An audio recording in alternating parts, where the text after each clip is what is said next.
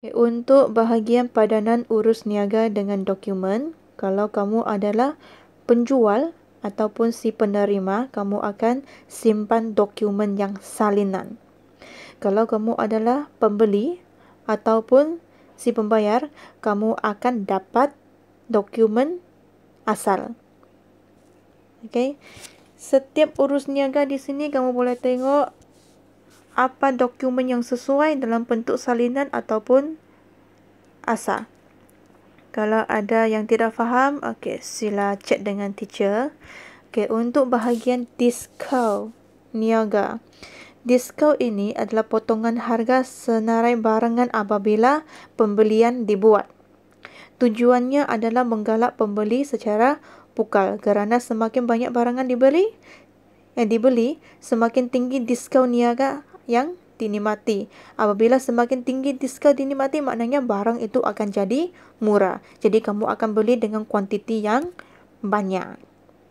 Okey, biasanya diskaun niaga dinyatakan dalam invoice. Diskaun tunai pula adalah potongan harga daripada harga invoice yang diberi oleh pembekal. Okey, nampak ini invoice. Di sini dia akan tulis satu syarat. Ini adalah diskaun tunai. Okey, dalam 14 hari, kalau bayar dalam 14 hari, dia akan dapat diskaun yang tinggi, 10%. Kalau dalam 30 hari, okey, kasih kurang sikit, 5%. Kenapa? Supaya kita boleh menggalakkan si pembayar ini bayar dengan segera ataupun dalam masa yang singkat supaya hutangnya tidak lama-lama. Okey, kalau lama-lama tidak bayar, takut orang tu hilang. Okey, kalau tidak bayar, terpaksalah kamu tanggung jumlah ini, kerugian.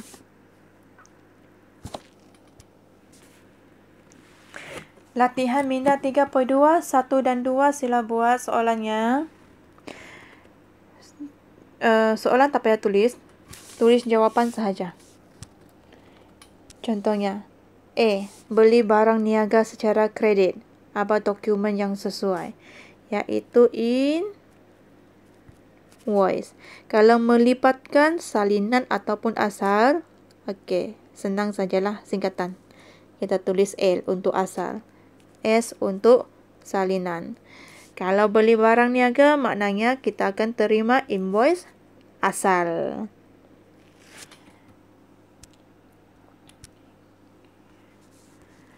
Okey, 3.3, dokumen bukan sumber. Okey, dokumen bukan sumber ada dua, iaitu penyata akaun dan penyata bank. Penyata akaun dikeluarkan oleh si pembekal, si penjual kepada si pembeli. Okey, si pembeli ini dia macam mana cakap ya? Mungkin dia terlampau banyak pembelian dengan orang-orang lain, jadi dia akan jadi pelupa pula. Dia tak tahu berapa hutangnya. Jadi si pembeli ini, si penjual ini, dia pun risau si pembeli ini tidak bayar ataupun lupa sudah berapa hutangnya, jadi dia akan keluarkan penyata akaun kepada si pembeli. Okey, penyata akaun biasanya sebulan dibagi sekali sahaja kepada si pembeli. Okey, dalam penyata akaun ada nyatakan bila dia beli. Bila dia sudah buat sebahagian pembayaran. Tinggal berapa jumlah lagi. Jadi jumlah itu perlu diselesaikan oleh si pembeli. Okey. Penyata bank dikeluarkan oleh bank.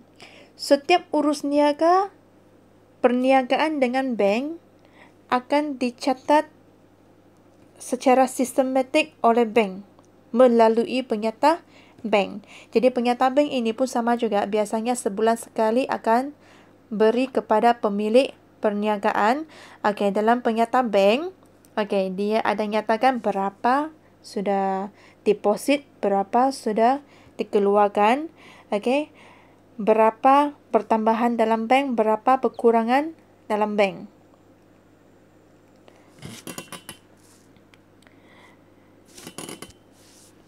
Latihan minda 3.3 tidak payah buat. Terus buat Ni, soalan objektif. Muka surat 92 hingga 94.